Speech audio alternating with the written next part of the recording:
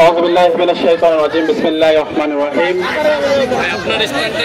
ولنبلونكم بشيء من الخوف والجوع ونقص من الأموال والأنفس والثمرات وبشر الصابرين الذين إذا أصابتهم مصيبة قالوا إنا لله وإنا إليه راجعون كل نفس ذائقة الموت।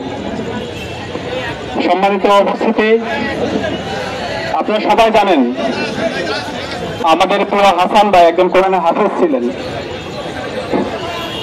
পবিত্র কোরআনুল হাকিমকে তার বুকে ধারণ করেছেন খুনি হাসিনা এবং তার কিশোররা।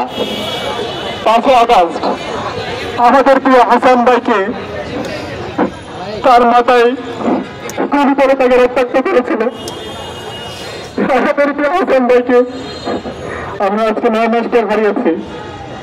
হাসান ভাইয়ের মতো হাজারো ভাইরা এখন হাসপাতালে পেটে কাতরাচ্ছে। আমাদের প্রত্যাশা ছিল এই জুলাই বিপ্লবের পরে যাদের মাধ্যমে আজকে আমরা নতুন বাংলাদেশ পেয়েছি,